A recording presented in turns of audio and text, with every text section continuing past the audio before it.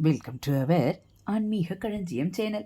இன்னைக்கு நாம் துஷ்டனை கண்டால் தூர விலகு என்ற பழமொழிக்கு மகாபாரத கதையின் மூலம் விளக்கத்தை தெரிந்து கொள்ளலாம்.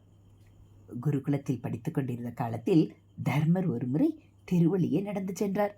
துரியோதனன் அந்த பக்கமாக தேரில் வந்தான். தர்மர் நடந்து செல்வதை பார்த்து துரியோதனனுக்கு ரொம்ப ஆச்சரியம். அரச குலத்தவன் ஏன் தெருவில் நடக்க வேண்டும்?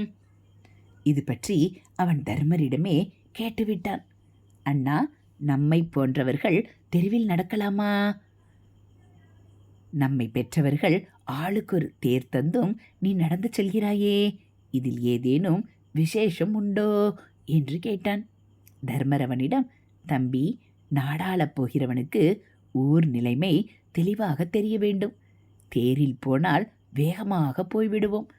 ஒவ்வொரு தெருவாக நடந்தால்தான் நமது நாட்டின் நிலைமை, மக்களின் மனநிலையை நாம் புரிந்து கொள்ள முடியும் என்றதும் துரியோதனனுக்கு உள்ளூர பொறாமை எழுந்தது. நாடாளப் போவது நானல்லவா? அப்படி பார்த்தால் நானல்லவா நடந்து செல்ல வேண்டும்? இவன் ஏன் நடக்கிறான்?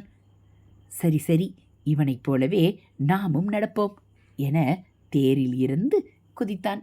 மனதுக்குள் உதர்க்கம் இருந்தாலும் அண்ணனுடன் சேர்ந்து நல்லவன் போல் நடந்தான். அண்ணன் கவனித்த விஷயங்களிலெல்லாம் இவனும் கவனித்து பார்த்தான்.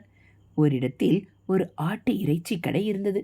கடைக்காரன் ஒரு ஆட்டை அறுத்து தொங்க விட்டு கொண்டிருந்தான். தர்மருக்கு அதை பார்க்கவே கஷ்டமாக இருந்தது.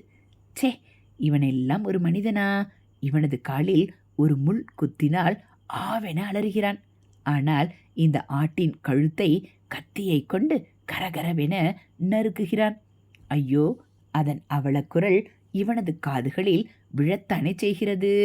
இரக்கம் என்பதே இவன் இதயத்தில் இல்லையா என்று அவனை மனதுக்குள் திட்டியபடியே நடந்தார்.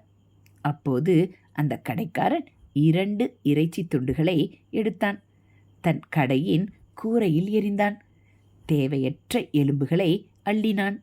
தெருவில் நின்ற நாய்க்கு வீசி எறிந்தான். அது மகிழ்ச்சியோடு சாப்பிட்டது. கூரையில் எரிந்த துண்டுகளை ஏராளமான காகங்கள் கொத்தி தின்றன. ஐயோ, தவறு செய்து விட்டோமே.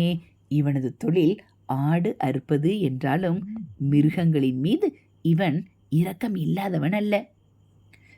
காகங்களுக்கும் நாய்க்கும் உணவிட்டதன் மூலம் இதற்குரிய பிராயச்சித்தத்தை தேடிக்கொள்வதோடு தர்மத்தையும் பாதுகாக்கிறான். அப்படியானால் இவனை பற்றிய தப்பான கருத்து என் மனதில் ஏன் ஏற்பட்டது? நான் கெட்டவனையும் கூட நல்லவனாக பார்ப்பவனாயிற்றே என்று சிந்தித்தபடியே வீடு சென்றார். நிஜத்தில் நடந்தது என்ன தெரியுமா? இவர் தனியாக நடந்து போயிருந்தால் இப்படிப்பட்ட எண்ணமே வந்திருக்காது. ஆனால் துரியோதனன் கூட வந்ததால் அவனது கெட்ட குணம் காற்றில் பரவி தர்மரையும் பாதித்து விட்டது. இதனால்தான் துஷ்டனை கண்டால் தூர விலகு என்று சொன்னார்கள். துஷ்டனால் நமக்கு ஆபத்து வருகிறதோ இல்லையோ, அவர்களின் காற்றுப்பட்டால் கூட நம் குணமும் மிருக நிலைக்கு மாறிவிடுமாம்.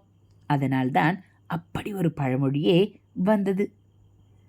இதுபோல ஆன்மீக தகவல்களை நீங்கள் தெரிஞ்சுக்கணும் அப்படின்னா மறக்காமல் நம்ம சேனலை சப்ஸ்கிரைப் பண்ணுங்கள். கூடவே பெல்லைக்கானை கிளிக் பண்ணி ஆள்கிற பட்டனையும் அழுத்திடுங்க. நம்ம சேனலில் வரக்கூடிய ஆன்மீக தகவல்கள், ஆன்மீக கதைகள் எல்லாம் உங்களுக்கு பிடிச்சிருந்தா ஒரு லைக்கும் கமெண்ட்டும் கொடுத்து உங்களுக்கு தெரிஞ்சவங்களுக்கும் ஷேர் பண்ணுங்கள். தேங்க்யூ.